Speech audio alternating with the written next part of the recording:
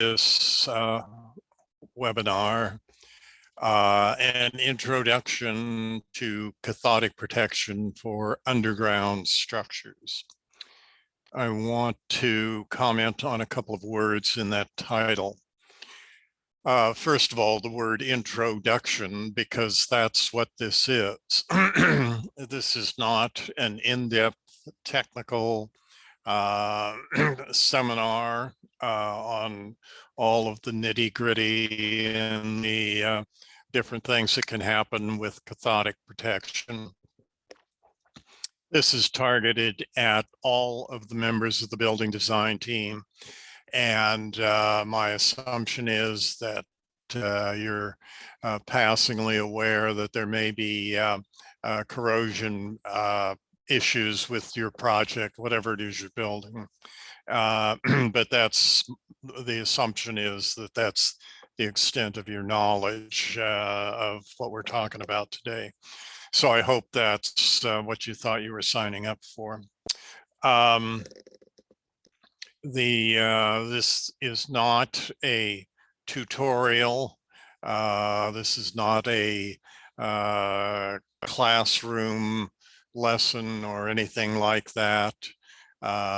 So it's just, like I say, it's just intended to give you an introduction to cathodic protection for underground structures. And another couple of words I want to place emphasis on are the words underground structures, because that's what I'll be talking about. In other words, it's something that you've got buried in the ground out there, or you want to bury in the ground, a pipeline, an underground tank, et cetera, et cetera. And that's obviously the I think the largest category of cathodic protection situations that we are faced with as building designers. Another category of corrosion or cathodic protection issues is underwater structures, an underwater pipeline or something or other that you're sticking out there in the ocean, and you have corrosion issues there. And the fundamental physics is the same, whether you're talking about underwater structures or whether you're talking about underground structures. But here I'll be talking about underground structures. Also, I want to point to the word cathodic. Sometimes when you first get involved with this stuff, you're also dealing with the word corrosion. Your objective really is corrosion protection, to keep whatever it is you've stuck in the ground out there, to keep it from rusting. And cathodic protection is just one of the tools that you have to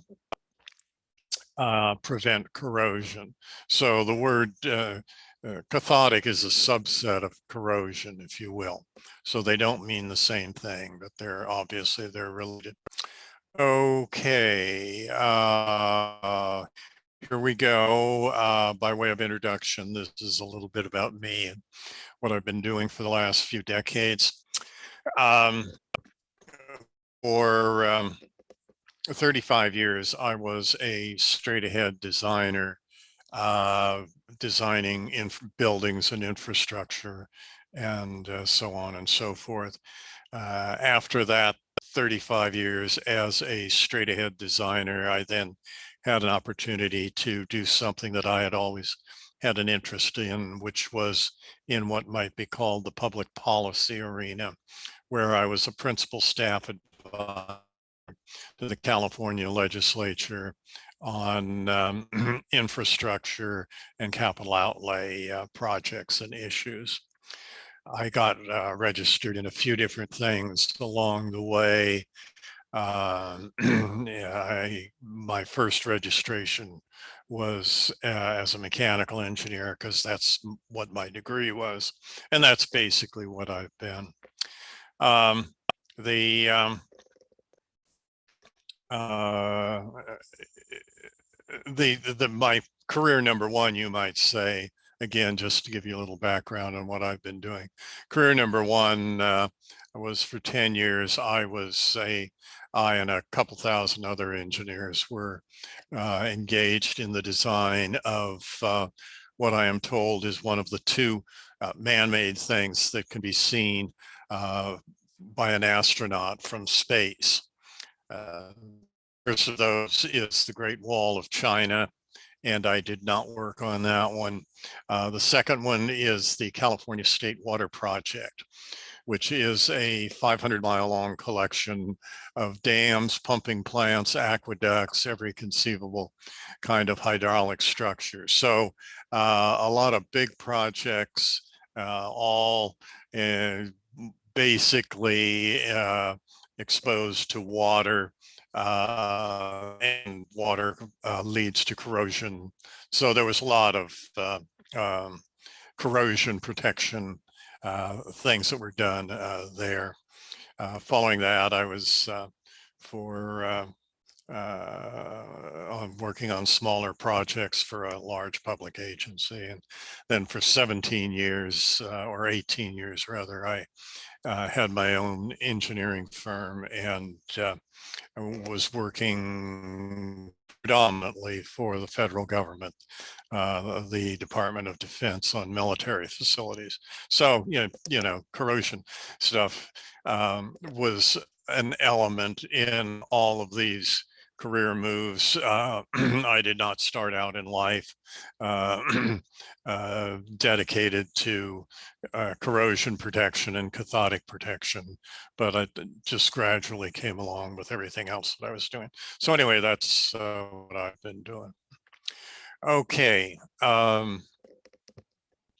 A couple of quick little housekeeping issues. The way the webinars move forward here. Hang on a second. I want to play with my controls and see what we're doing here. The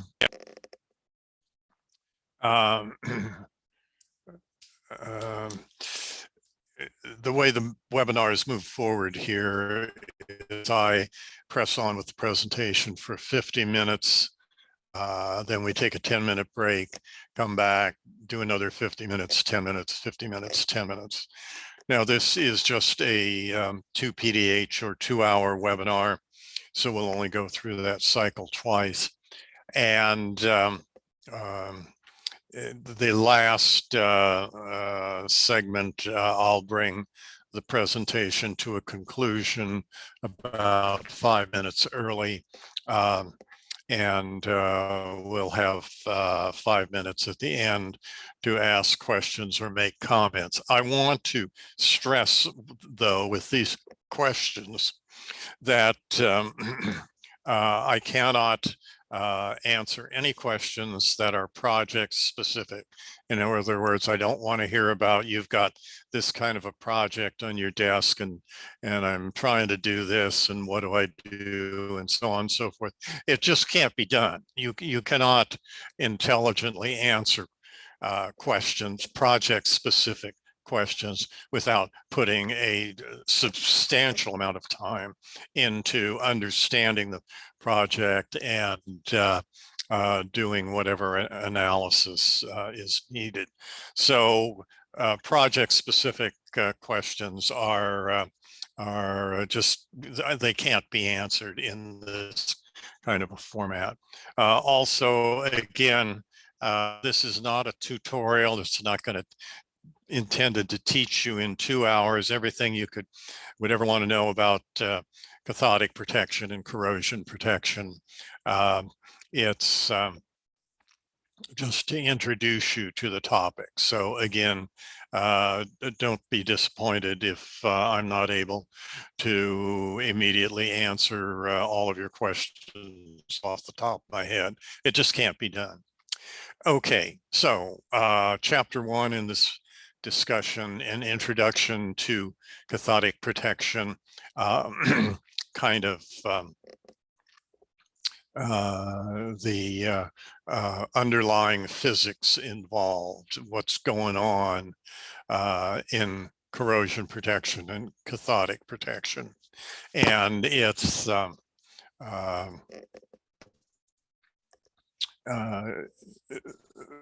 so that's chapter 1.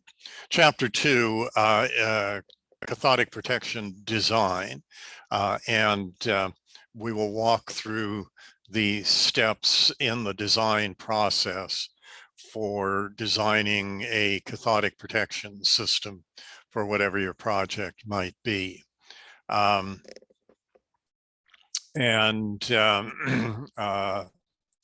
there are two processes we will walk through, and you'll understand this as we get further along here. Chapter 3 is a short chapter, but a very important one. It's the current requirement testing. This is field work that you need to do before you can get going on a project. And this stuff will hopefully become clearer as we move along. Chapter 4 I'll be talking about some examples of galvanic cathodic protection. And galvanic cathodic protection is one of the two types of cathodic protection that you have available to you. Then chapter 5 will be some examples of impressed current cathodic protection design. And cathodic impressed current is the other kind of cathodic protection tool that you have to work with. Now, in a 2-hour discussion like this, it's quite likely we won't get very far into at all talking about impressed current cathodic protection. But it's I would emphasize you should definitely get a copy of these PowerPoints, the sponsor of the webinar, and to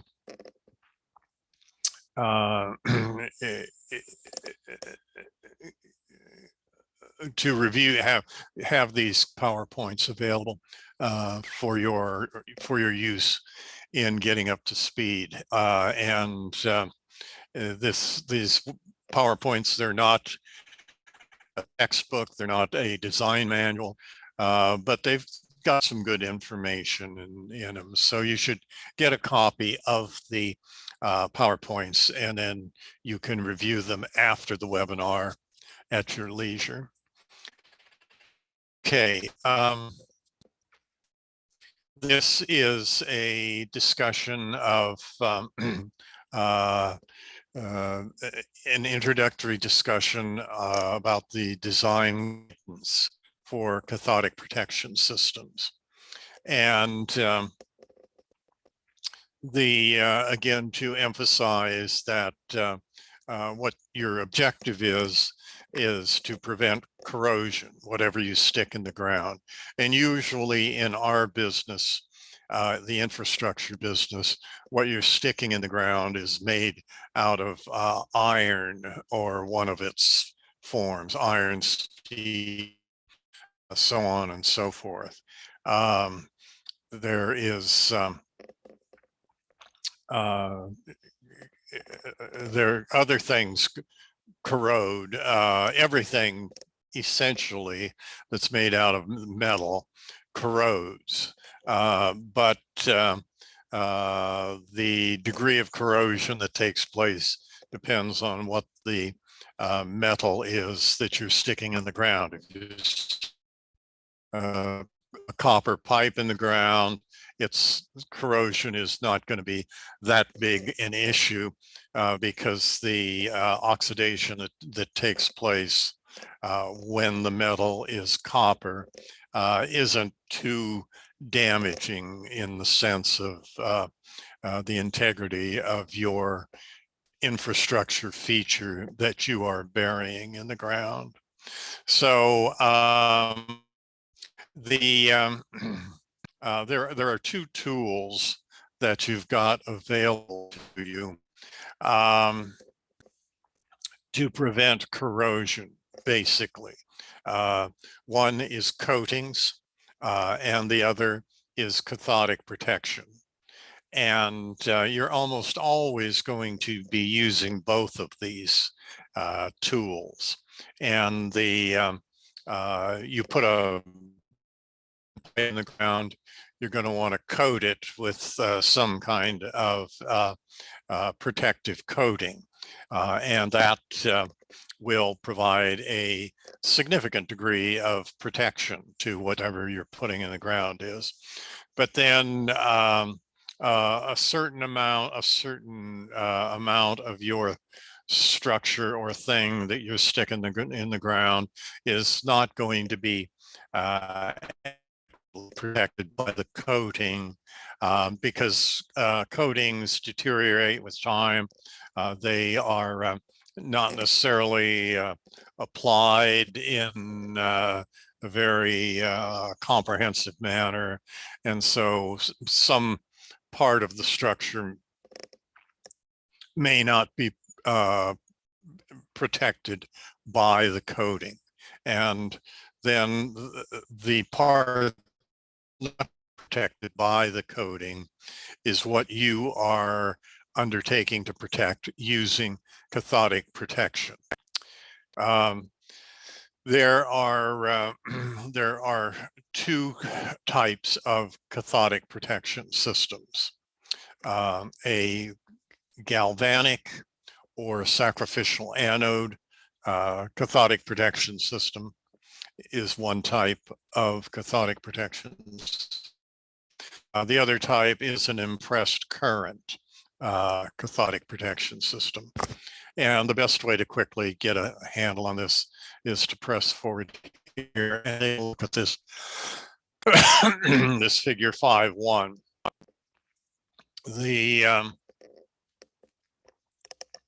On the left is a simple schematic showing a galvanic or sacrificial anode cathodic protection system. And it's rather simple.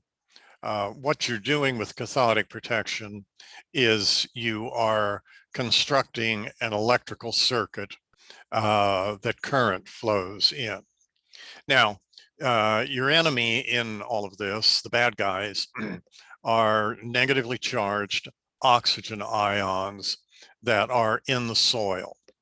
Or if you had an underwater project, they would be the negatively charged oxygen ions in the water. And they are there.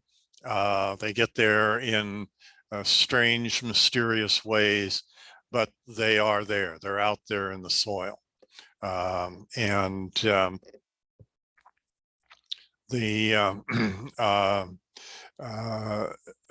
negatively charged oxygen ion, it's inherently, it's seeking a positively charged ion to bind with and form a stable compound. And so your underground structure or pipeline or whatever it is, it's, as I said, it's usually going to be some form of steel or iron.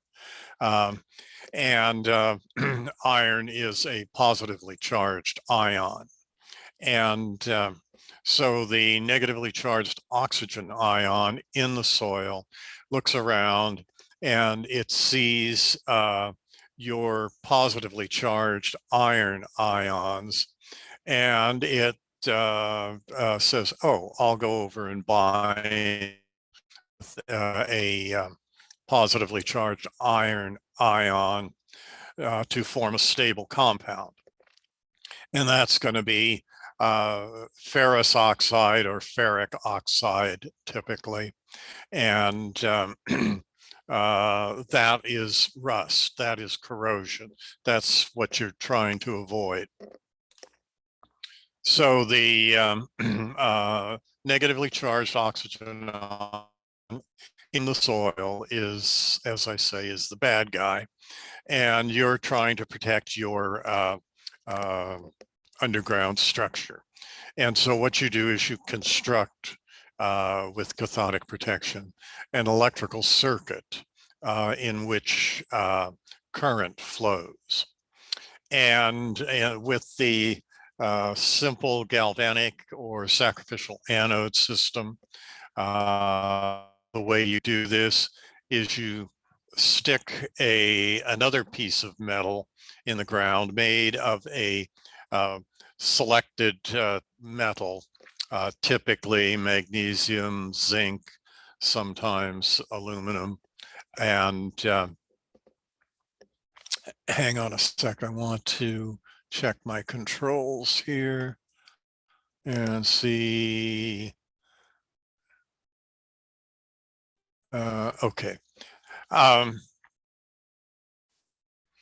so the electrical circuit that you construct for cathodic protection purposes to avoid corrosion consists of sticking an anode, which is a a rod typically, or any other form of a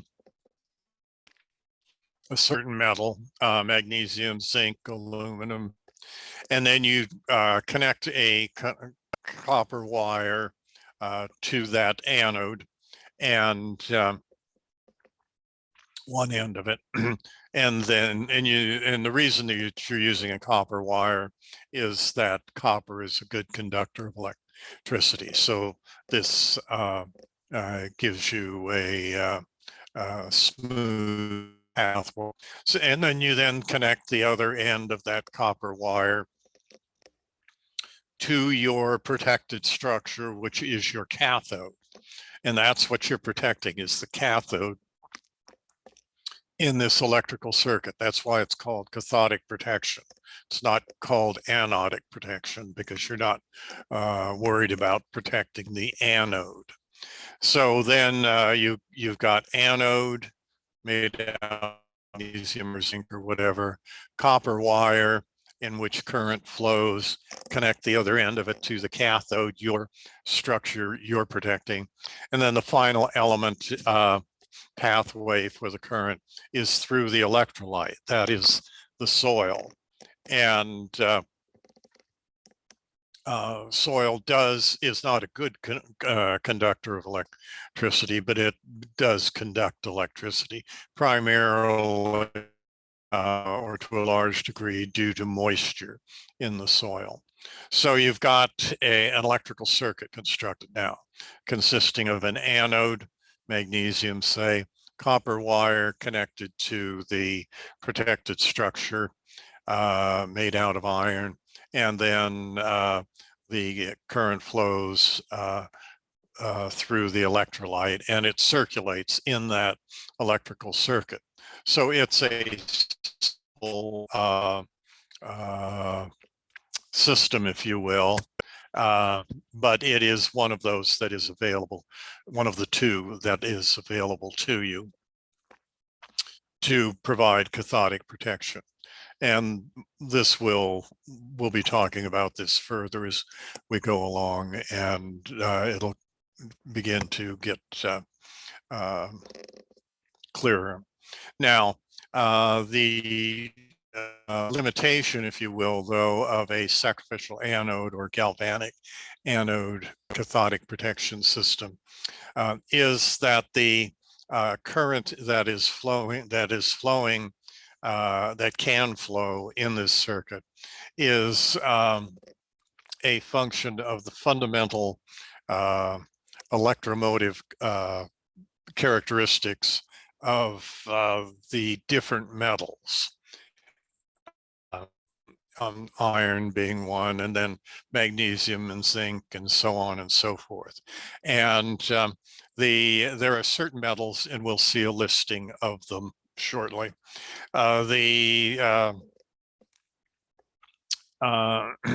Some metals inherently, because of the way they are, they attract negatively charged uh, uh, oxygen ions more strongly than other metals. And you can list the metals from those which have the strongest inherent electromotive potential down to the bottom, uh, those metals with the least effective or least strong uh, uh, attractive force that they exert on negatively charged particles like oxygen ions. And so there's an inherent limitation with the galvanic anode or sacrificial anode systems, and the limitation is just that which is a result of the nature of the metals that we've got to work with here. And generally speaking, a sacrificial anode or galvanic anode system is a relatively weak uh, system for protecting an underground structure. And so it's generally speaking, it's used in less corrosive soil environment. And as we move forward, I'll explain how you distinguish less corrosive soil environments and more corrosive soil environments. But the electromotive force exerted on the negatively charged oxygen ion is a function of the current that flows in the circuit. And the current that you can have flowing in the circuit for a galvanic anode system is limited and kind of weak. So as a result of that reality, over the decades, a second type of cathodic protection system was developed, which is the one on the right, which is an impressed current cathodic protection system.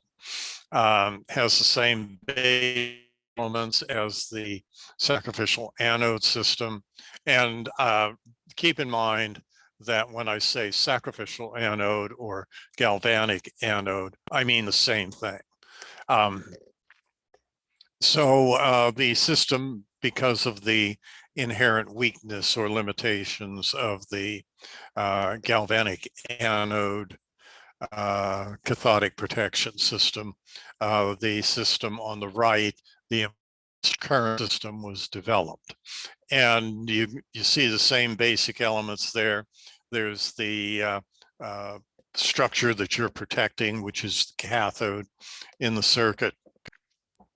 You see the anode, which is a particular metal alloy. You have a connecting copper wire, but then what you do is you insert into the circuit a of direct current, DC current in the circuit. Now, this could be a battery, but batteries are not used because they inherently only last for a little while and then they have to be recharged or replaced. And so typically the device that you insert in the circuit is a rectifier, which is an electrical device that takes alternating current utility power, converts it to direct current power. And so you thereby can increase the current flow in the circuit by dialing up the rectifier. And you've got the rectifier gets its power from a utility source. So you've got essentially an infinite power forever, and you can dial it up and dial it down. with the rectifier. And so the system on the right is the impressed current system. It is the stronger, more powerful system because you can increase the current flow in the circuit by dialing up the rectifier. And so you use the impressed current system in the more corrosive, more severely corrosive soil environments. Now here we go. Okay, this text material here is really what I just got through running over with the discussion. So you've got something that you want to put in the ground. It's made out of iron. It's a tank. It's a pipeline. You have two fundamental tools available to or control or retard corrosion. These are coatings and cathodic protection. And typically the coating is going to protect most of the surface area of your protected structure, but there will always be some small, relatively small percentage of the surface area of your structure to be protected that will not be adequately protected by the coating because coatings deteriorate with time and sometimes are not perfectly applied when they are applied to the protected structure. So then you have to use cathodic protection to protect the unprotected portion of your structure. And with the cathodic protection, you've got two types of cathodic protection: sacrificial anode and impressed current. The sacrificial anode system relies on the inherent difference in electromotive potential of metals. And it's a simple, straightforward system, but it's kind of weak and is usually only used in the less severely corrosive soil environments. The other cathodic protection system that you have available is the impressed current system, in which you have inserted the rectifier into the circuit, and you can turn up the power to increase the current flow in the circuit. So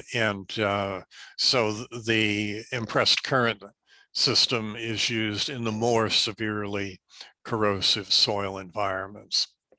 Okay, you've got a project that's came flying in over the transom, and you need to the cathodic protection or corrosion protection issues. And you need certain information in order to begin the design. One of the pieces of information you need is the physical dimensions of the structure to be protected. And that's because you need to calculate the surface area of the structure, excuse me, to be protected. So you have to be able to measure it and do the arithmetic and calculate the surface area. And you need to know about the environment in which you're or your pipeline or your underground tank, and the one of the important things that you need to know about as far as field work is concerned is the you need to be able to electrically isolate discrete segments of your protected structure, electrically isolate them. So if it's a pipeline, as an example, you would install electrical isolating flanges every so often. And so then you have a discrete length of pipe of a certain size, and you can calculate the surface area of that discrete piece of pipe, and then you design a cathodic protection system to protect that specific piece of pipe. And then you move down to the next piece of pipe, electrically isolated, and you do the same thing and design a cathodic protection system for that piece of pipe. Now, generally speaking, you try to keep the surface area of the elements in your overall structure the same, so that you can design a cathodic protection system of a certain size and configuration, and then just keep using that over and over and over again. Keep the picture of a buried pipeline makes this clearer, I think. Also, you need to know about the, are there any potential short circuits in the,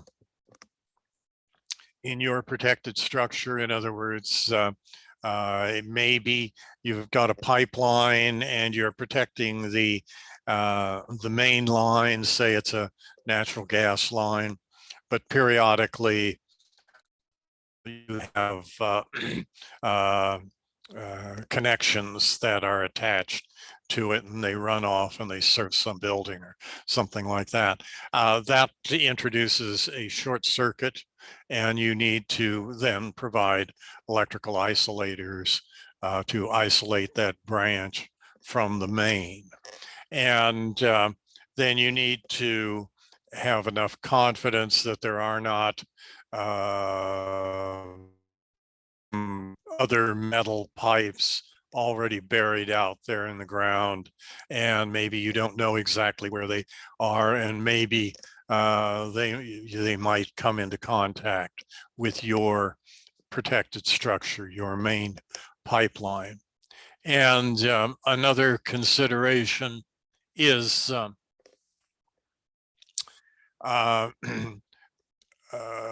if you have a pipeline, as an example, that has an impressed current cathodic protection system applied to it. It exists there in the ground, and you want to put in a second pipeline paralleling it. Well, the first pipeline that has the impressed current system already installed on it creates stray currents in the soil that interfere in a complex way with the new pipeline, with the cathodic protection system that you want to apply to the new pipeline. And this is a complex issue to address, but you need to be aware of it, that if you're putting a new pipeline in an area where there are pipelines or objects like tanks that have already cathodic protection systems attached to them, there is potential that the stray currents that will be produced in the soil by the older protected structure will interfere with the functioning the cathodic protection system that you want to apply to the new structure. So you need to know about that. Another piece of information that is helpful in a lot of cases is a corrosion history of structures in the area. In other words, if you've got a similar structure in similar soil conditions that you've had in operation for a number of years, say, and you can go out and you can look at it.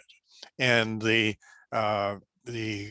cathodic protection system that you applied to that older structure, you can look at it, look at the protected structure and see, well, it looks pretty good, not much corrosion. And you can take a look at the anodes of the cathodic protection system, the older one, and see if they are have not been corroded away. And this is a point to can always keep in mind. When you're with cathodic protection, what you're doing is your structure, the cathode in the circuit, so it does not corrode, but then the negatively charged oxygen ions are going to migrate over to the anode material, whatever it is, magnesium rod, and you get corrosion there.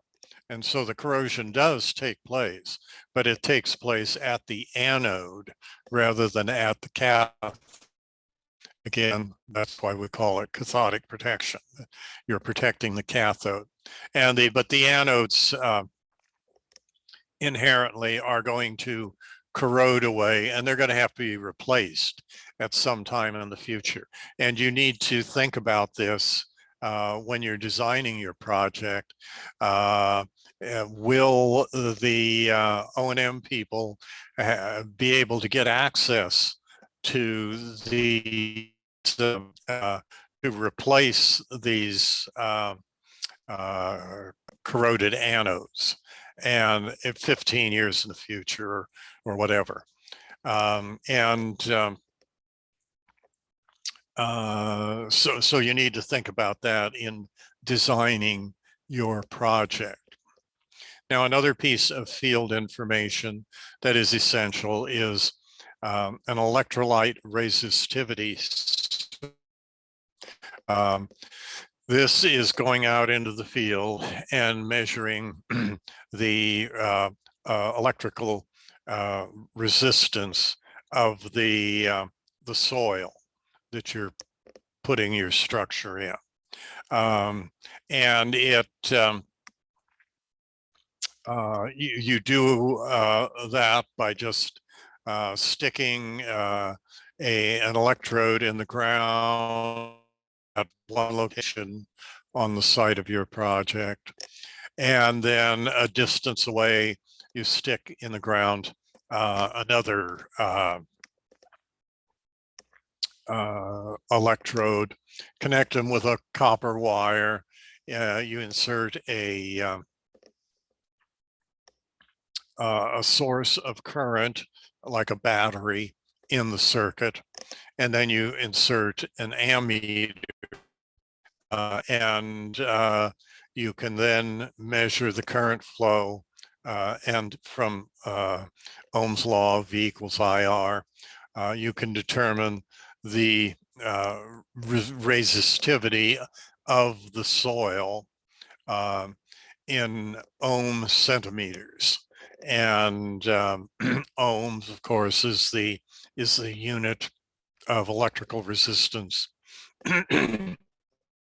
And so for the resistivity of the soil is so many ohms of resistance are encountered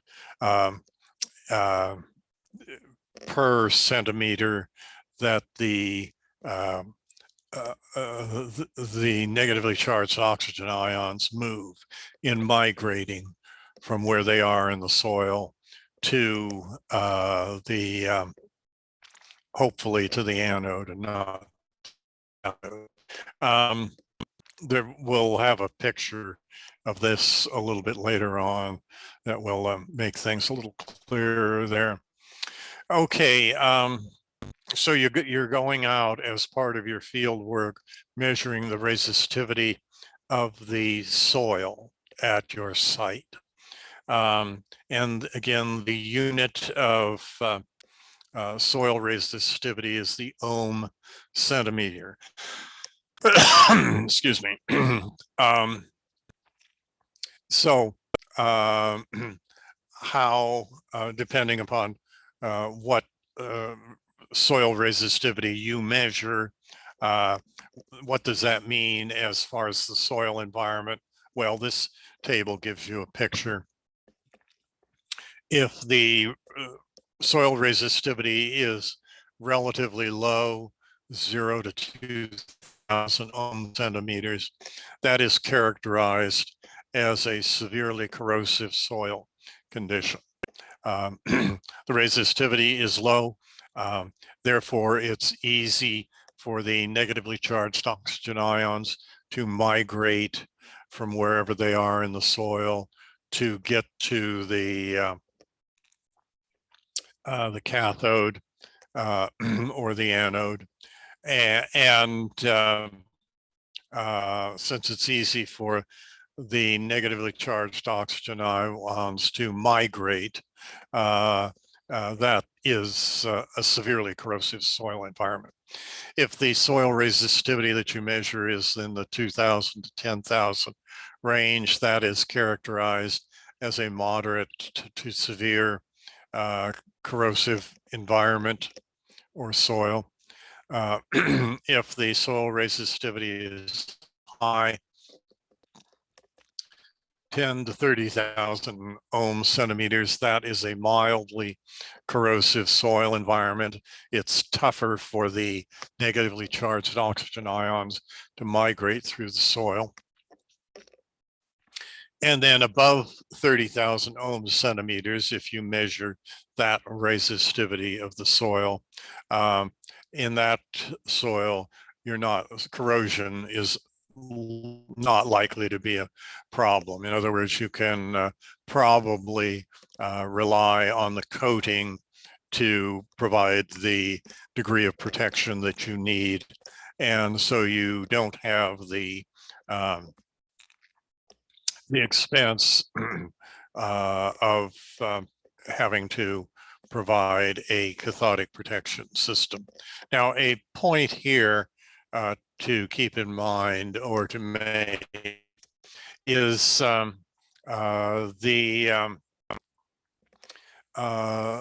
O&M cost, if you will, of the impressed current system is substantially higher than is the O&M cost for a sacrificial anode system.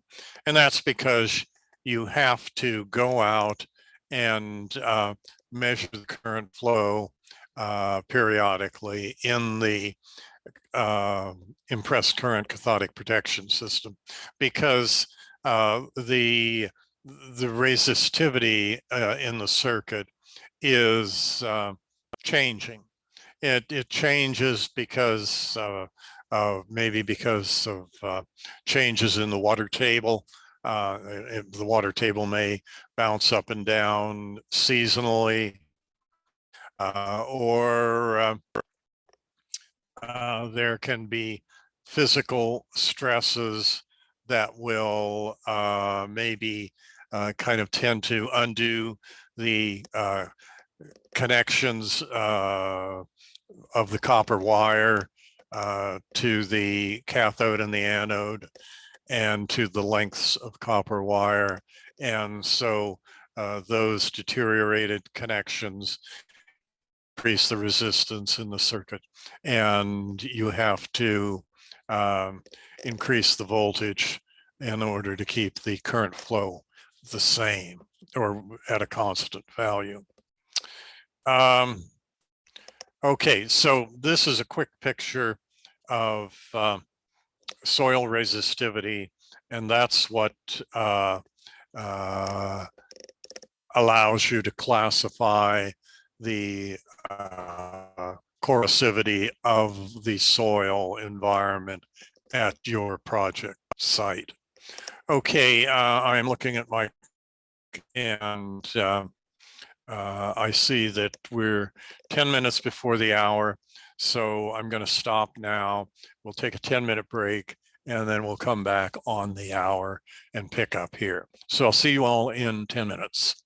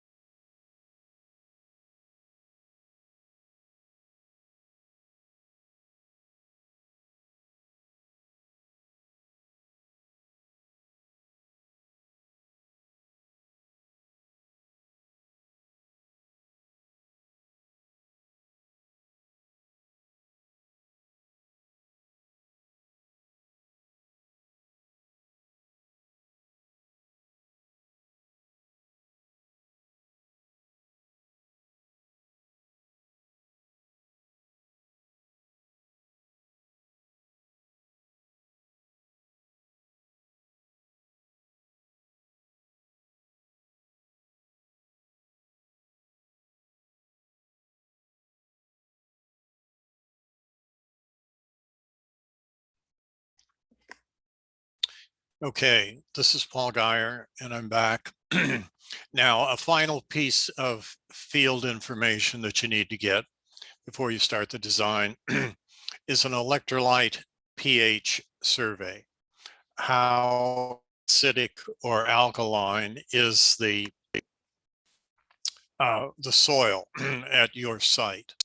And the reason is that this is important is that in strange and mysterious ways, corrosion occurs more robustly in acidic soils than in alkaline.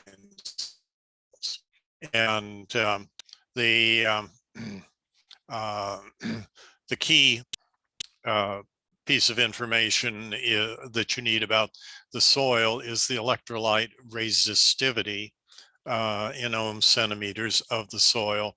But then that information is supplemented by an electrolyte pH survey um, and so a piece of field work that you need to complete.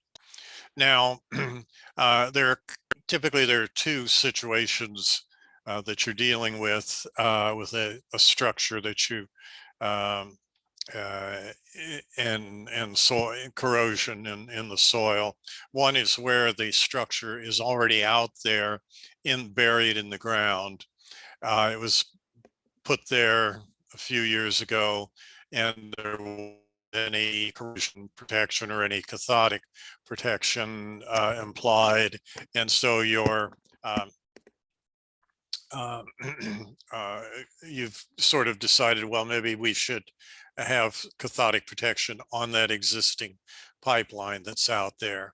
And so if your structure to be protected is out there in the ground, another piece of field information you can acquire is structure to electrolyte potential survey. What is the uh, voltage between the soil? Hang on just a second. I need to take care of this phone call.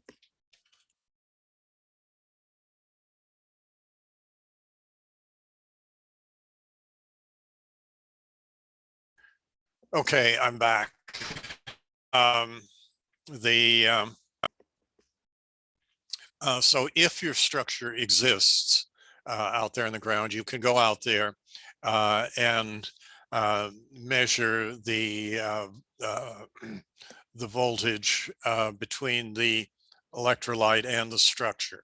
And over the years, NACE, the National Association of Corrosion Engineers, has developed something called standard RP01. And an important point that has been developed is that for corrosion protection or cathodic protection, um, a negative cathodic potential of at least 0.85 volts needs to exist between the cathode, your protected structure, and the electrolyte, the soil. If you do have at least 0.85 volts, um, in other words, the cathode is 0.85 volts more negative than the electrolyte, then the uh, oxygen ions in the electrolyte in the soil away from the cathode, and your structure is the way it's sitting out there in the ground now is adequately protected. And if you do not measure at least 0.85 volts, then you probably need to install cathodic protection. So that's an important number to keep in mind. Minus 0.5 volts. Okay. The So what current is required in the circuit to have adequate cathodic protection? The first way you can determine that is with the actual test on an existing structure. But of course, you can only do a test on an existing structure if the structure exists. If it doesn't exist, you cannot do a test. A second way to determine the current required is based on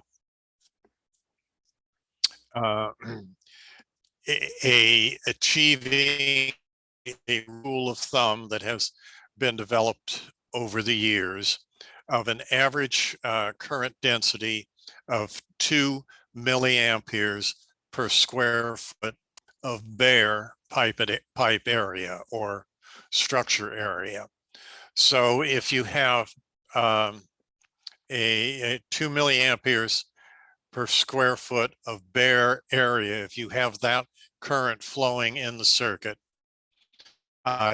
experience has shown that your structure is probably adequately protected against corrosion. And this rule of thumb, 2 milliamperes per square foot of bare pipe or structure area is a rule of thumb that you can use to calculate the required current to protect your structure.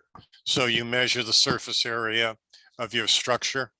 You make an assumption that, say, 95% of the structure is going to be adequately protected by the coating at some point in time that you assume out in the future, 15 years out in the future, the coating will have deteriorated such that the coating is only protecting 95% of the structure, surface area of the structure, and the 5% is going to have to be protected by cathodic protection. And you, using again these rules of thumb, you can calculate the current needed in the surface area based on the rule of thumb of 2 square foot of bare pipe area. So that's the second way you determine the amount of current required in the to be flowing in your circuit in order to achieve your objective, which is 0.85 volts negative voltage measured between the structure to be protected and the electrolyte. Third way to determine the current required in the circuit for adequate corrosion protection is basically it's experience. We have an existing structure of such and such sort in such and such soil conditions, and it's been out there for 10 years. The protection that we, or corrosion protection that we have on that structure is adequate. And so we'll just do the same thing here because we've got a similar structure and similar soil conditions. So 3 different ways to determine the current required in the circuit that the electrical circuit that you are constructing. An actual field test on existing structures, if they exist. The theoretical calculation based on the rule of thumb of 2 milliamperes per square foot of bare pipe area, which you would use when you don't have an existing structure. And then the third approach to determining the current requirement, an estimate based on experience, your personal experience, your company or agency's experience, or something you find in the technical literature. So let's see.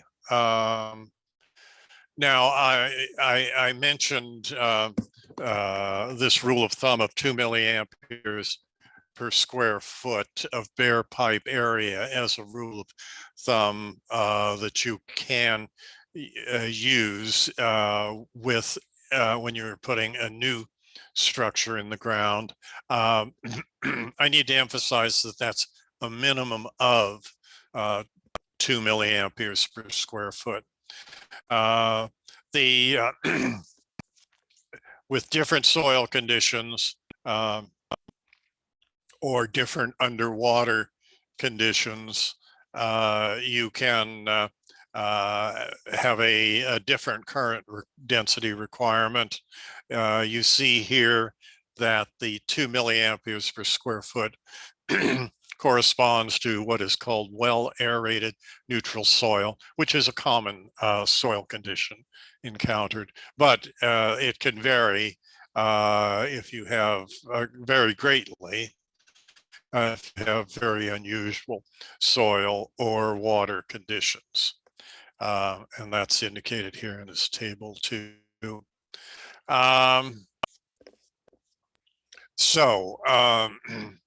The need for, let's see now, I'm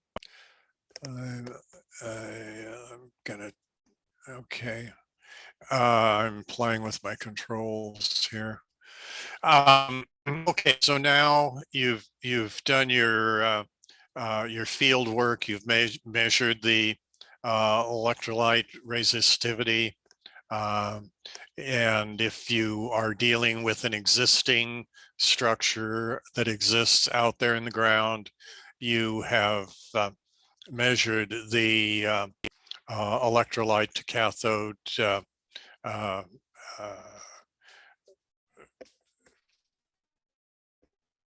resistivity. So now you're ready to start design. You've got your field work, you've got all of your dimensions of your pieces of your protected structure. And you can calculate the surface area of each of these pieces.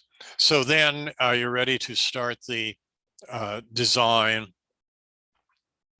of your cathodic.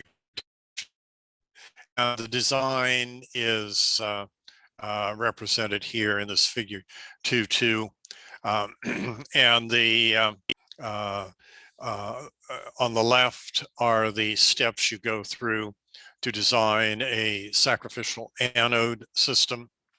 And on the right are the steps you go through to design an impressed current system.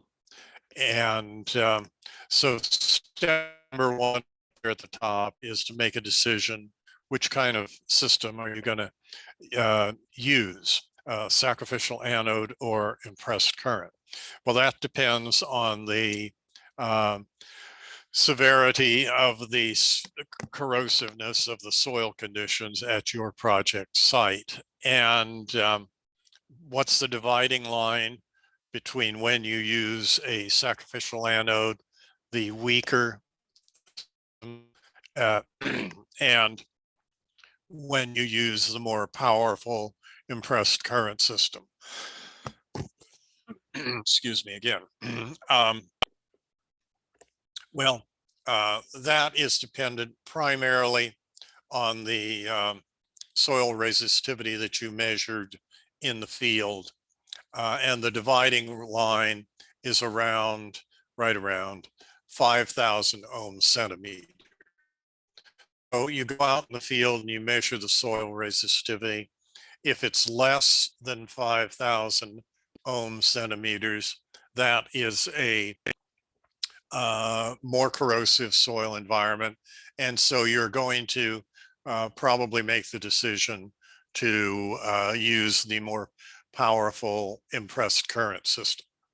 if the soil resistivity that you measure is greater than 5,000 ohm centimeters, that is a less corrosive soil environment.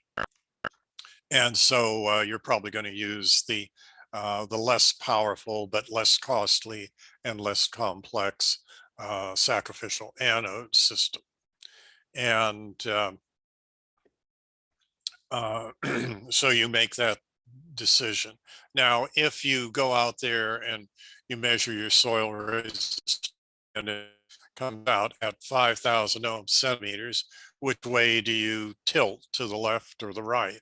Well, that is a judgment call. It's probably going to be influenced by the pH survey that you did of the soil. Is your soil alkaline or acidic? And if it's acidic, you're probably going to tilt towards using the more powerful current system. If it's alkaline, you're probably going to tilt towards using the less powerful but less expensive and less complex sacrificial anode system. So let's first walk through the steps in the design process for the sacrificial anode system, the less powerful system that is the less corrosive soil environments. Well, first of all, you review your field data to make sure everything has been done, and then you essentially arbitrarily select an anode. And this is going to be made out of, typically out of magnesium or zinc, or a metal that has a higher electromotive potential than iron, because with a greater inherent electromotive potential, it attracts the negatively charged oxygen ions to it more powerfully than they are attracted to in your protected structure. And we'll see a list here in a slide or two of the metals, those with the greater electromotive potential and those down to the lower electromotive potentials. But essentially, in this design process, you arbitrarily select an anode, might be of magnesium, and these are commercial products. You just buy them off the shelf. Typically, they come in a kind of a burlap tube type bag, and then the bag, the rod is in the bag, and it is the space, the rod and bag is filled with a carbonaceous material, activated charcoal, or typically it's charcoal, and then the bag is closed, and that's your anode. It's a magnesium rod inside a long tube of black tube filled with carbonaceous backfill material.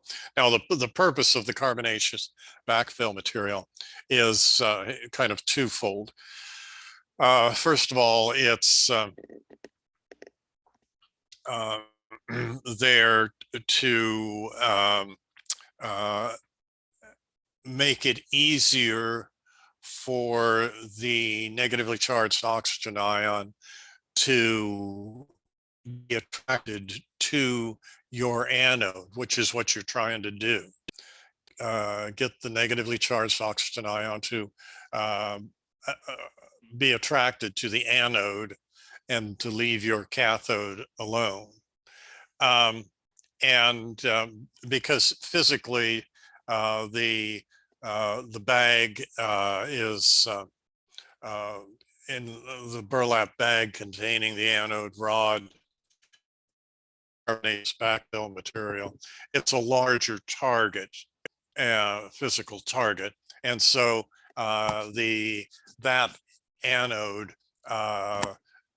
captures a larger number of negatively charged oxygen ions. So it increases the target for the negatively charged oxygen ion. And it provides a uniformity of pathways for the negatively charged oxygen ion throughout the whole length of the anode rod. You can get a situation if you just stick a magnesium rod in the ground where, because of the soil conditions, maybe or maybe earth movement, this sort of thing. The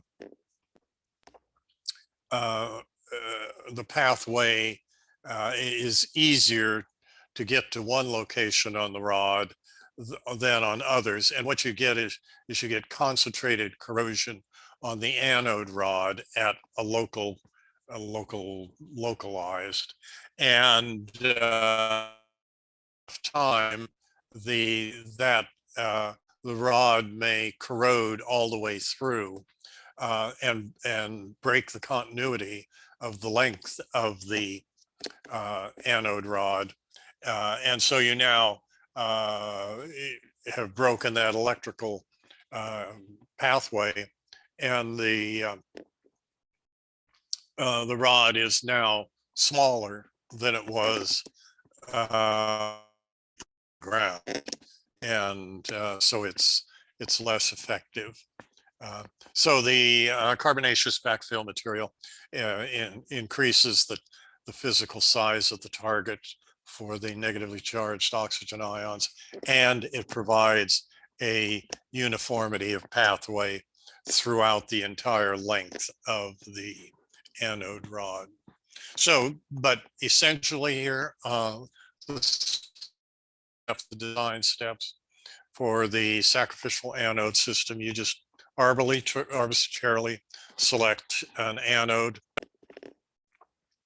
You calculate the number of anodes required to meet the maximum allowable ground bed resistance criteria.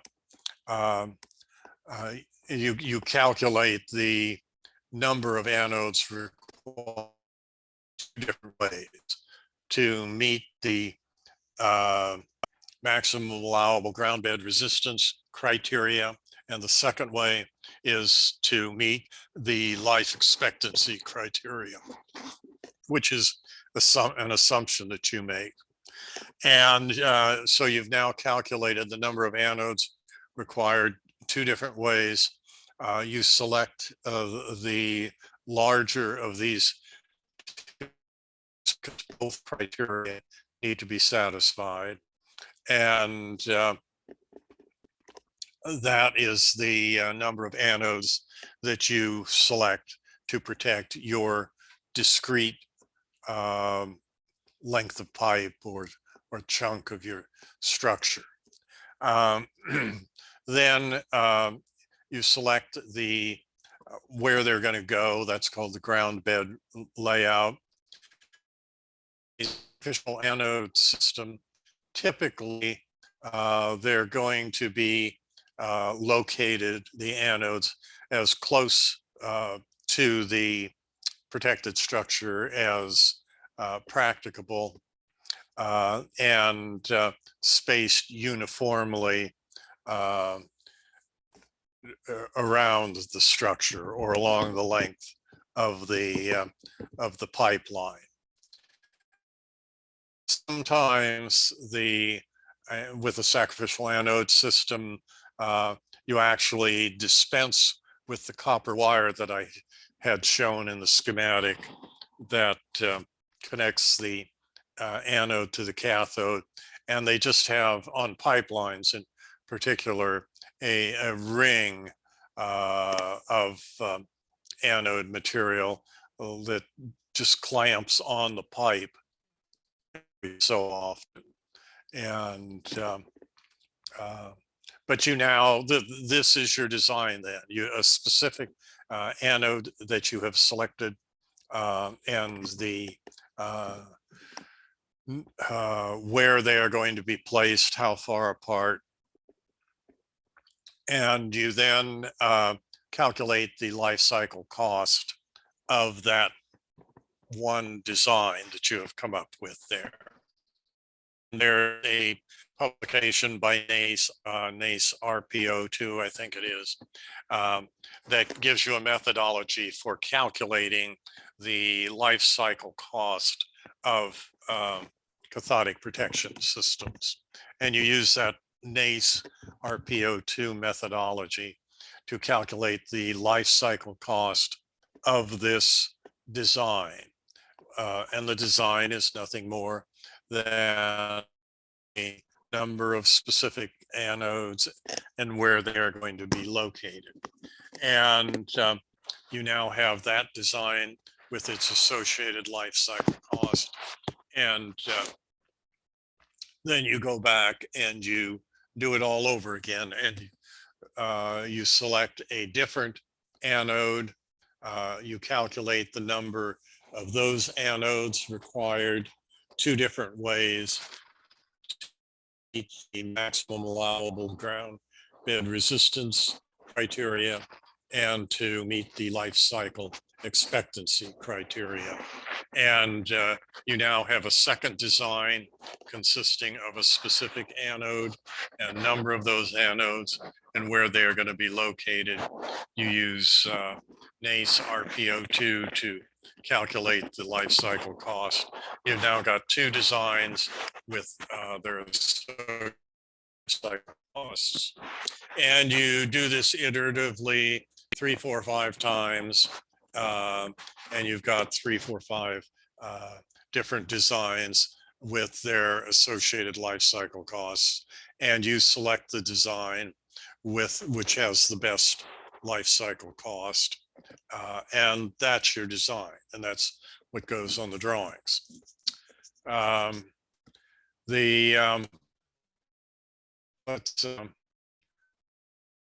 Let's move here.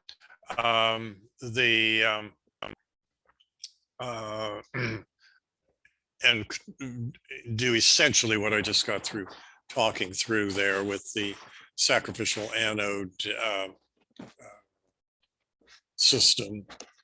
You've made the decision based on the soil resistivity measurements, essentially the site that you're going to use the less powerful, less expensive, less complex sacrificial anode system. And the design process consists of 9 steps. Review your soil resistivity data that you acquired in the field. Arbitrarily select an anode. Table 2, 3, picture of what these commercial anodes look like, their weight, their sizes, the package weight. Again, the weight is the weight of the metal anode. The package weight is the weight of the metal anode plus the carbonaceous backfill material. And this is what you're selecting from. I mean, again, these are commercial products that you select from a catalog. Now, the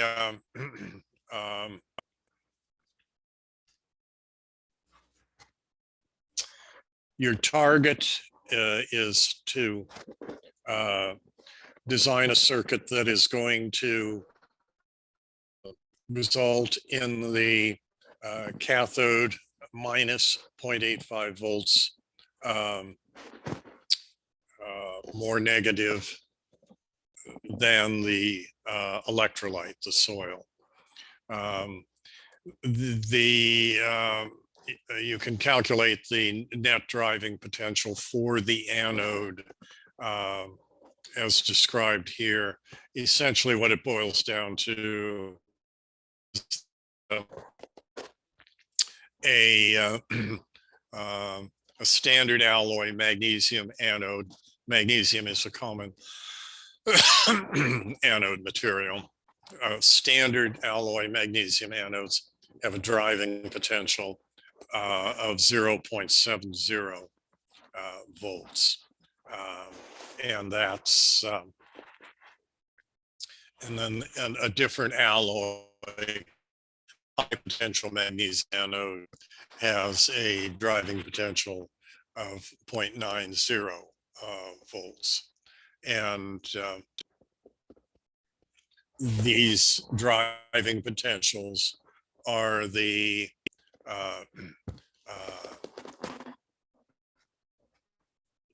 measure of the strength, of the greater strength of the attractive force by the anode, magnesium anodes, on the negatively charged oxygen ions than is exerted by your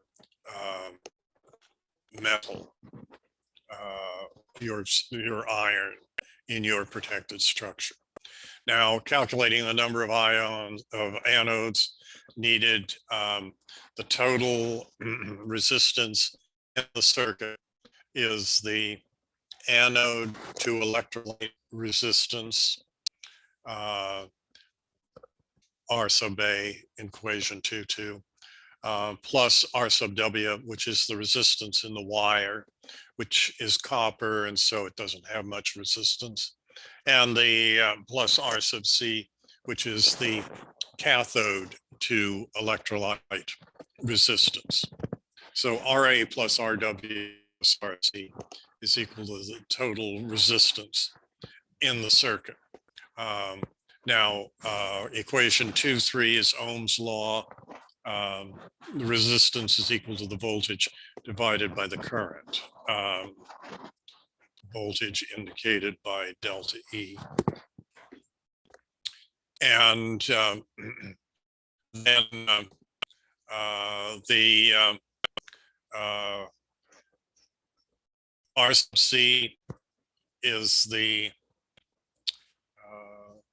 coating resistance on the cathode, your protected structure, and in ohms per square foot at some point in time, taking into account the deterioration of the coating structures over time. And so our equation 2 for the cathode resistance, cathode to electrolyte resistance, is equal to the total resistance divided by the total surface area of the protected structure. R sub A is RT minus RC given by, and let me move my controls here, is the maximum ground bed resistance. And to calculate the number of anodes required, you use equation 2, which we're not going to go into the derivation of, but N is the number of anodes required, rho is the soil resistivity in ohms, R sub A is the maximum allowable ground bed resistance in ohms as computed in equation 2.5. L is the length of the backfill column in feet, and D is the diameter of the backfill column in feet. So plugging in the appropriate values using equation 2.6, you come up with the number of anodes required. And so you've now calculated the number of anodes required one way, which is to satisfy the ground bed resistance limitation. You now calculate the number of anodes based on the system's life expect, which is just a value that you, based on experience, assume. Your experience, your agency, your company's experience, or something you find in the technical literature. Calculating the number of anodes this way using equation 2.7, N is the number of anodes required is Li divided by 49.3 W. And we're not going into the derivation of that equation. But plugging in the numbers, you calculate the number. This will give you the number of anodes based on the life expectancy. So you've selected or calculated the number of anodes required two different ways. One, to satisfy the ground bed resistance requirement, and two, to using the life expectancy criteria. And you select the larger of these two numbers because both criteria need to be satisfied. And you now have a specific anode in this design. You now select the ground bed layout. That is where the anodes are going to be located. And essentially, in a sacrificial anode system, you usually locate the anodes uniformly around the protected structure. By I mean uniformly, so that each anode is protecting the same surface area.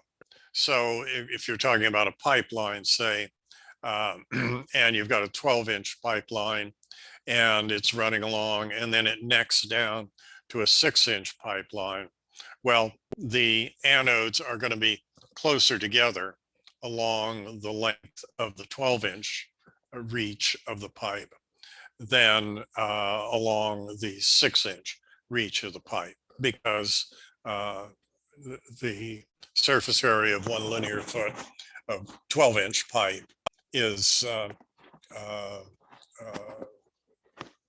have the same surface area protected. The anodes would need to be closer together along the 12-inch pipe and along the 6-inch pipe.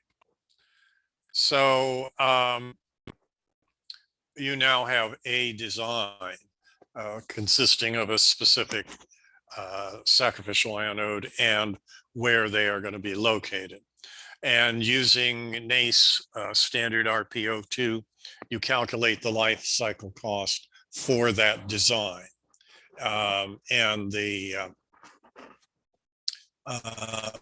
you go, as I said, and do it all over again with a different assumed anode, and you end up with a second design consisting of a different anode with different spacing, perhaps, and go through that iteratively 3, 4, 5 times. You come up with 3, 4, 5 designs. You select the one that has the best life cycle cost, and that's your design.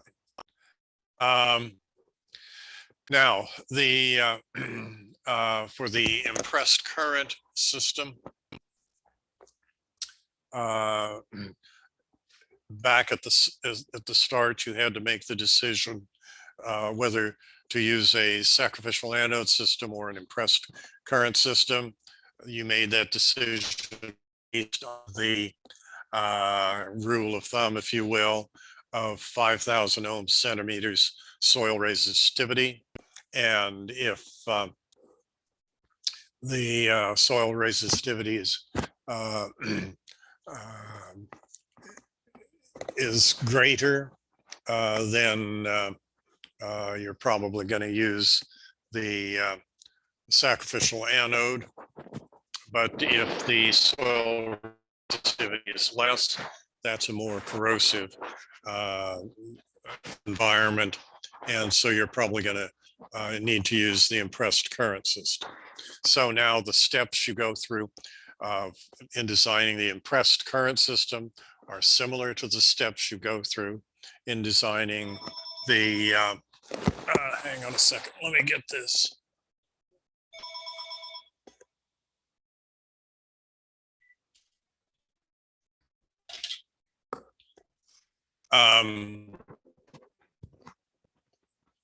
The impressed current system, the steps you go through, review your soil resistivity, make sure that everything looks good.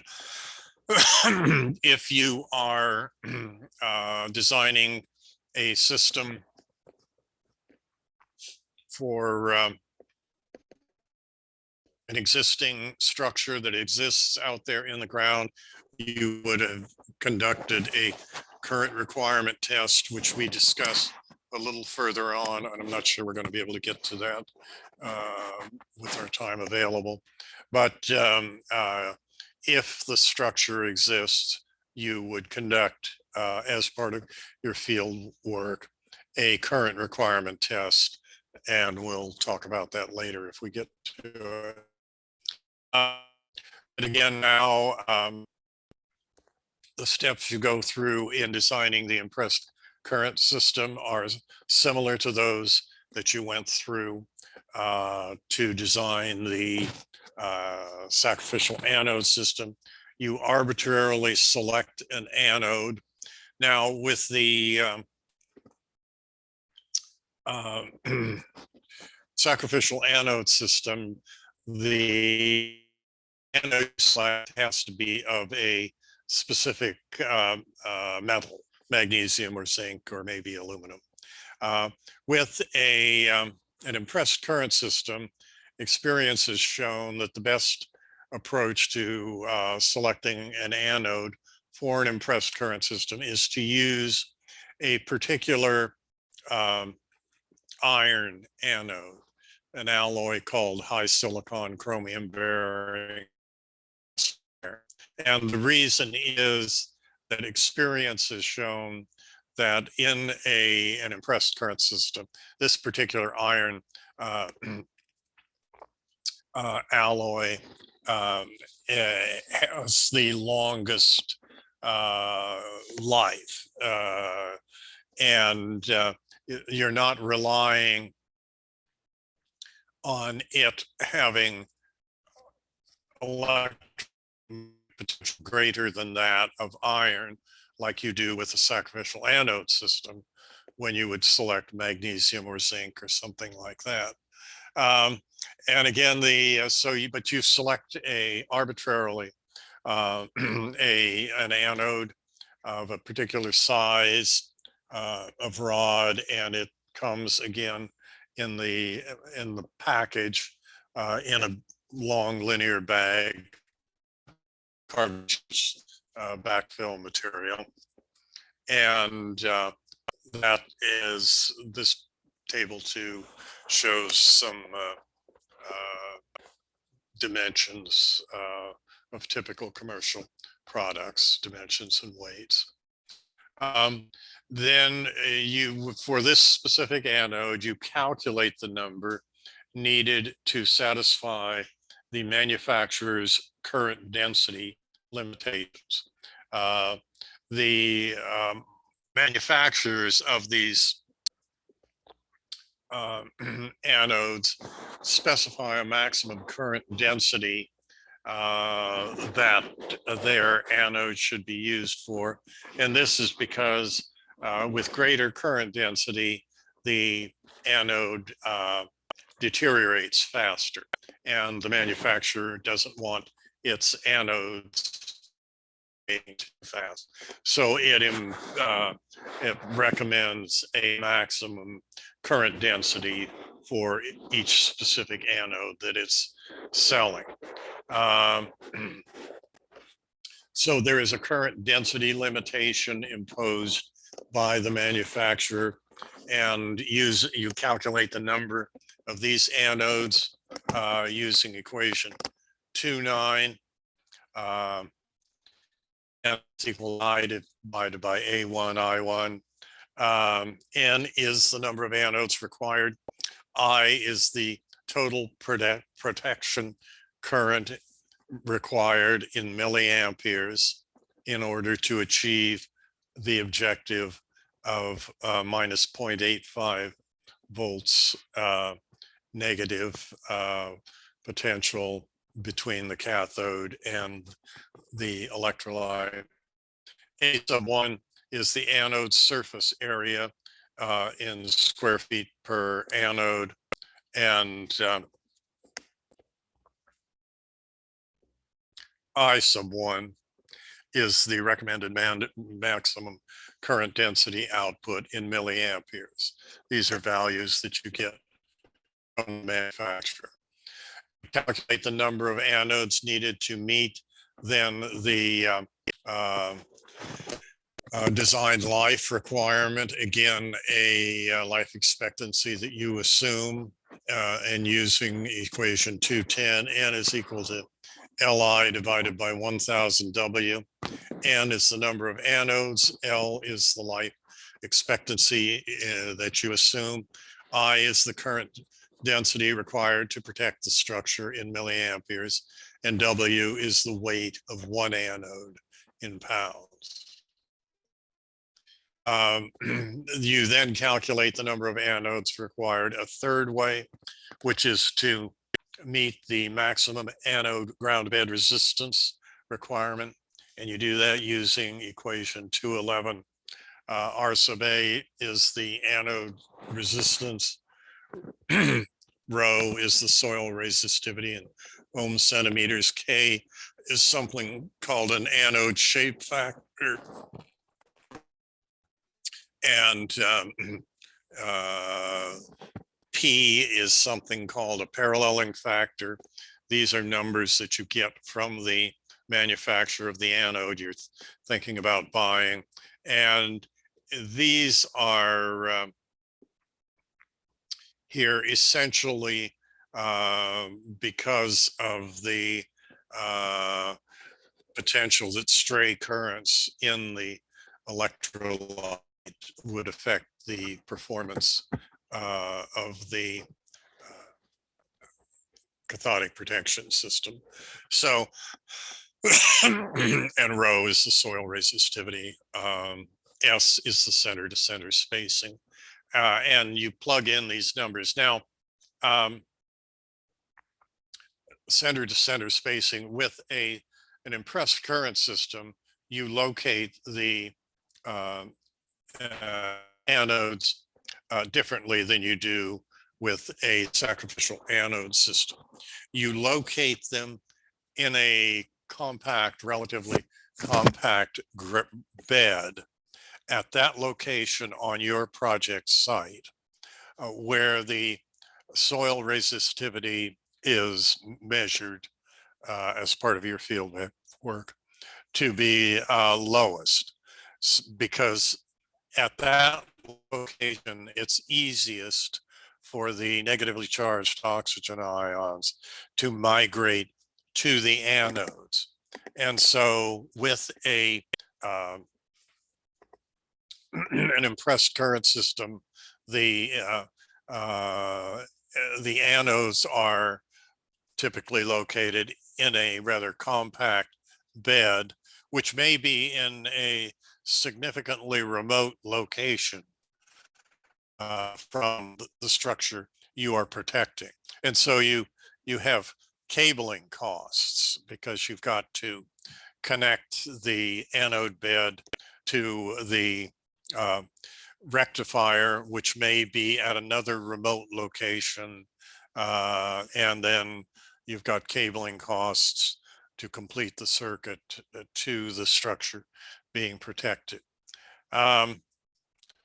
So you now calculated for the impressed current system. Let me see, I'm looking at my clock here. It's getting a little short on time. The number of anodes to be used, 3 different ways, using these 3 equations, 2, 9, 2, 10, and 2, 11. And you then select the highest of these 3 numbers. And that's because all 3 criteria need to be satisfied. And you select the area for placement of the anode bed. Again, this is going to be a place on your project site where the soil resistivity is lowest. And then you determine the total resistance in that circuit. In the case of an impressed current system, because of the distances involved to get to the anode bed and to get to the source of AC power for the rectifier, you do not ignore the resistance in the wire or the cable. And so you have to calculate the resistance using equation 212. R sub W is ohms, L divided by 100, because that's the way it's the resistance of the cable is typically specified by the supplier of the cable as so many ohms per 100 feet times the length of the cable. And there is an equation here that you can review at your leisure, because we don't have time to do it now. It's called Kelvin's economic law that calculates the economic cost of a cabling system. Then you calculate the structure to electrolyte resistance using equation 214. R is the structure to electrolyte resistance. R sub C is the coating resistance in ohms per square foot, which you get from the manufacturer of the coating system. And N is the coated pipe area in square feet. The total circuit resistance is the anode to electrolyte resistance plus the resistance in the wire, which you do take into account. And R sub C is the cathode to electrolyte resistance. You also now need to calculate the rectifier voltage using equation 16. The rectifier voltage is equal to I, the total protective current in amperes, times R sub T, the total circuit resistance, times a safety factor of 150%. And you then can select a rectifier. So you now know the rectifier voltage required, and you know the current requirement. And so you now can specify the rectifier. So you calculate the system cost using, again, NACE, the methodology in NACE standard RPO2, and the then you go back and do it all over again, selecting a different anode, and you calculate the number of anodes required 3 different ways. You select the larger of the 3 numbers because all three criteria have to be satisfied, and do this iteratively 3, 4, 5 times. You end up with 3, 4, 5 different designs and associated life cycle costs, and you select the one with the lowest life cycle cost, and that's your design. Okay, now the very quickly here, I've only got 5 minutes left, but this chapter 3 now, a current requirement test. This is the test, the field work you do if your structure to be already exists out there in the field. And the best way to grasp this quickly is with figure 3.1. And you see there are 3 voltmeters shown here, and the only one you're concerned with is the one in the middle, which is measuring the voltage between the pipe to be protected and the electrolyte. And you set up in the field at one end of it to the part of the pipeline or structure to be protected. You put a current interrupter switch or a rheostat, which is, you can vary the resistance by the circuit. And then you have an ammeter in the circuit, and you have a source of current, of voltage, which is a battery, and you stick electrodes in the electrolyte material, and you turn the switch on the rectifier, and you watch the voltmeter measure voltage between the protected structure element and the electrolyte. And when it reaches minus 0.85 volts, you then look over at the ammeter, and it tells you the current required in the circuit. So that's the current requirement test, which you can perform with the when the structure to be protected already exists. Okay, we're at the end of our time here. I think I basically, to answer your questions, you need to review these slides, and there are a number of them that we didn't get to today. So to really get a handle on cathodic protection, you need to spend some time reviewing these slides. With that, I am going to, since we're at the end of our time here, I'm going to close things out.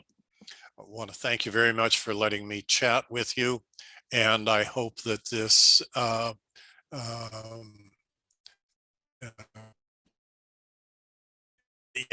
this was about what you were looking for. So thanks a lot, and have a nice rest of the day. Bye.